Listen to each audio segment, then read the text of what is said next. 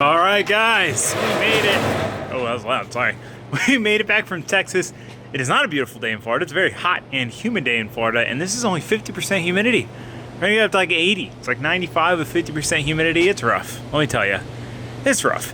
But anyway, been doing a lot of errands today, getting a late start on working on stuff because, you know, we had a bunch of dump runs to do with all the dead tires, which we still got freaking way more dead tires to dispose of after we dismount and remount tires. But anyway, I wanted to work on the truck today. I got some wheel spacers for it originally, and I like this stance better, but I kind of want to put them on and see how it looks. Another thing I want to do is a third or a fourth gen seat swap, because I tried to do it before the Texas trip. I didn't have time, got the wrong seats.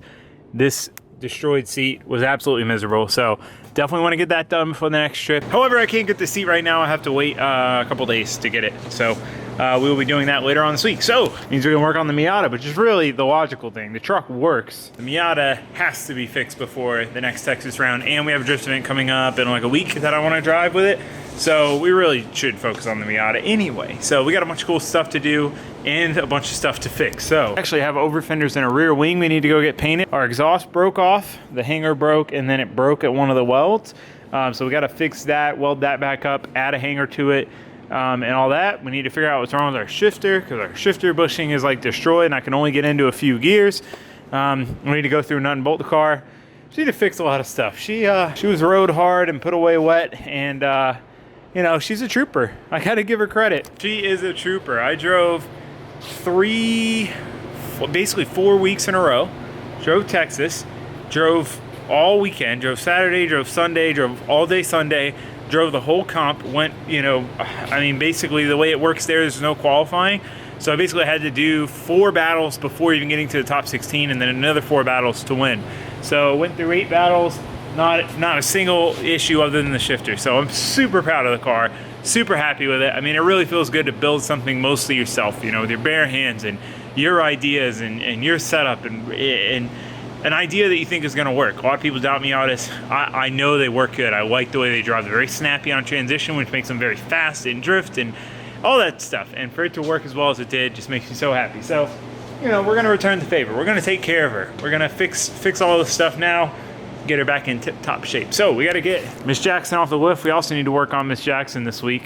We got a bunch of stuff to do to it, try to get it finished up, just a little stuff, need to order some more parts, but now, getting it off the lift, Miata on the lift, start wrenching. Did I show you guys? I don't think I ever showed you guys this. This is my my winning steering wheel, which is pretty cool. It's Lone Star Drift. It's the Noriyaru event, so it says Noriyaru, and then first place. Can't decide if I want to put it on a car or not. I might try it on this car, but I really like the Vertex wheel that I have for it, so I haven't decided yet, but I'm hyped. Got a freaking cool trophy. Okay, enough dilly-dallying. Let's get these cars switched.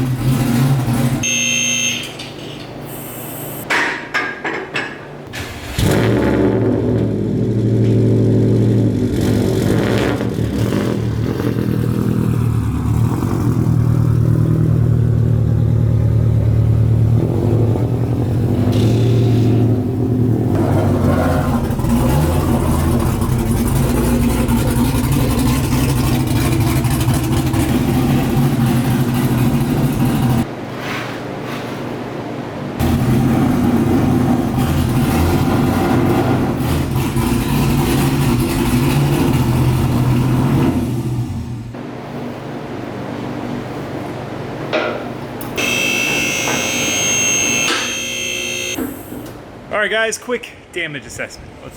Let's go over all the things that we damaged. It really, like, the car didn't really, I mean, I guess the shifter bushing broke. The car didn't really break, we just beat the snot out of it. So, this thing, we blew a tire up and it popped out. I just need to tighten this Allen down. I got it out and was able to put it back in. I really should have washers on these because, you know, this can rip through them, but I mean, I haven't really had an issue with it, so I'm kind of letting it ride. This poor KBD kit. I mean, look at this. This is from it dragging on the ground. It drug through this. We got little flappy doos all over the place. There's Flappy doing there. I mean, we're about to probably grind through it up to here or something. It looks sweet when it drags on the ground though, so hey. We broke a sway bar and link, which actually made the car significantly faster, which is kind of funny. I was like, man, the car feels fast. Like, I think I switched tires to like what should have been worse tires, and it was like even faster. And I was like, what the hell? And then we like jacked it up, changed tires. I was like, played yourself. Broken sway bar. So I think I'm just gonna take it off because I like the way it makes the car drive. It gives it a lot more side bite, which I love. Side bite, there's side bite and forward bite in drifting. So forward bite is obviously your acceleration forward, and then your side bite is how much speed the car scrubs coming into a turn when it's sliding sideways. So to me, side bite is pretty much like the more important, in my opinion. Like, obviously you can't have no forward bite and have a lot of side bite, but basically if you don't have side bite, what'll end up happening is you'll try to dive in on somebody, and as you're catching up, you'll just wash out wide. The car won't slow down. Whereas if you have a lot of side bite, you'll throw it in, the car will slow down, and you can drive back up to them. So anyway, I think I'm gonna take it off. The only thing it does is it makes the car like a little wonkier, like for transitions. Like there's a lot of roll, so it kind of just wants to soak it up, so it's harder to be as snappy, but the car is such a snappy chassis, kind of evens out. So anyway, sorry, rambling. Tire blew up. Also sent strings everywhere. Didn't destroy our CV boot, I don't think. I haven't got it completely off yet, but I want to swap these axles out anyway. I built these axles myself with the Monster Miata conversion stuff, and I used just synthetic wheel bearing grease, and apparently you need to use like high pressure CV grease. So I bought another pair to have spares from him and had him build them with the proper grease and everything. And these, like, I didn't strap the boots tight enough, so it slings grease. So I'm gonna swap them out just to prevent like a failure, because I would hate for them to break like in a competition, you know, and then lose because of that. So anyway, definitely gonna swap those out and then have these as spares. What else? Exhaust. Yeah, broken. It ripped straight through the pipe. So we're gonna have to try to weld that back together, maybe weld a plate over it to like reinforce it. And then it broke at this weld. That's where this weld went. So we'll have to get it up here, kind of caulk it, figure out, you know, like put some timing marks on it so we know how it goes back on, take it off, weld it back up. I wanna add, because we have a hanger there and we have a hanger here, I want to add another hanger here. Definitely need to resolve that. I haven't even looked at the shifter yet. Let's see. Is the bushing there? It looks like the bushing's still in there. Oh, it might be this plate up here. Oh yeah, oh. The whole thing just came loose. So we just need to tighten it down. All right, yeah, so we just need to tighten that down, which will be kind of tricky because it's up there, but easy enough fix. What else? There was something else that was important that I was gonna tell you guys about. Oh, something cool that we're gonna do. So this is good, this is exciting. So a viewer sent me some titanium bits to my P.O Box, and I was gonna learn to practice welding on them and stuff. They sent me some rod, and I just haven't done it yet. So, since my bumper drags around anyway, we are going to rivet titanium pieces on the bottom of the bumper so that when the bumper scrapes, it'll spark. So that is gonna be the most exciting thing we'll do today. It doesn't like sparks, so we can go test it out and get the car to squat and see if it sparks. So anyway, let's get to work. I don't know what I'm gonna start on. I'm gonna start on the shifter. I'm gonna fix that first, so let's do that. All right, so it was actually missing a bolt on this side, right? I don't know if you guys can see, yeah, right there. So that little arm. Taking them back down. Hopefully they're still in the right adjustment. If not, we'll have to tinker with it, but hopefully not. So John Carpenter on Instagram. He's also a Patreon supporter, but he sent me all this titanium test stuff. Take a few of them and rivet them to the bottom of the bumper. Riveting, I think, is going to be the best way to be like the most flush mounted thing so that these are what actually scrapes the ground. Let's get to it. All right, so we are just going to clamp these under here.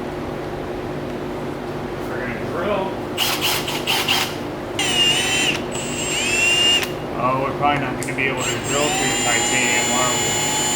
Oh, I forgot titanium is really hard.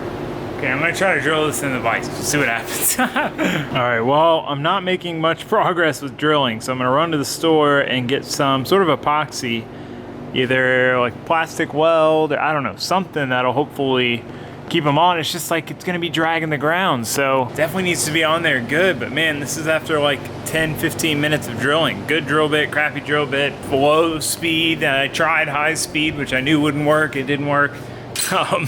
So I mean, I think epoxies are our only way to go. We'll see if they hold up. We'll put like 2 or 3 on, epoxy them, and see how they hold up. So anyway, let's go to the store. We gotta do that before we can do anything. I'm not sure how this is gonna work as far as like going from like a plastic to a metal. I think I'm gonna try maybe one of each or a little bit of both. That's what I'm gonna do. I'm gonna try a little bit of both and try to stick them up there and see what happens. Man, that stuff's already drying up. So we're gonna let it cure for 24 hours. I got 1, 2, 3, 4, 5 of them. So hopefully, even when 1 or 2 rips off, we still get sparks. But I'm kind of excited about this because like it already drags the bumper. Might as well make it look cool when it drags the bumper. This is gonna be cool. This is gonna be pretty cool. So, yeah, we gotta let those dry. Okay, we've given these ample time to dry. Let's hope they don't fall off when we pull the tape off. Oh no, that's solid. All right, tie plates installed. I'm so excited to see if this sparks. So before we do that though, we need to fix the exhaust and change the axles. I'm gonna change the axles first because it is going to be less fun. So might as well do the less fun project first. I have an idea. I'm gonna change the exhaust up from the pie cut tip to a different tip style. So that's gonna be fun. So I'm gonna do that after. So let's go, I got the spare axles in the trailer. I'm gonna go grab them and we're gonna start changing them. It shouldn't be too bad. So here are our new axles. We've got new axle nuts, new spacers that we have to use to basically keep this from hitting the hub. Doesn't matter. So new axles. Process really isn't that bad. So we'll be pulling the wheel off. Then we gotta pull the brake calipers off, pull the rotor off, pull the top like eccentric bolt out that's in the upper control arm, and then we might and the axle nut obviously, and then we might have to pull that lower bolt out to pull the whole knuckle off to get the axle all the way out. The hard part is going to be under here, trying to get these clip into the diff so they're not a bolt in, they clip in and there's like an internal snap ring kind of deal.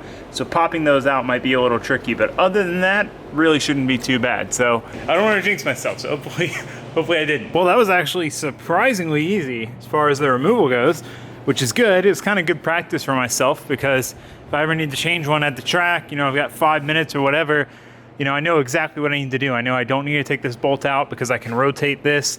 Without it, I know, you know, where to tap on it, everything. So that's honestly, like I said, kind of works out as good practice. So now we just need to throw the new ones in. Hopefully it goes as easy as the old ones came out. And then, like I said, we'll have our old ones as spares and we'll have some freshies. So we hopefully don't have to worry about them breaking. Fingers crossed, at least. My luck, I'll change them and then they'll break.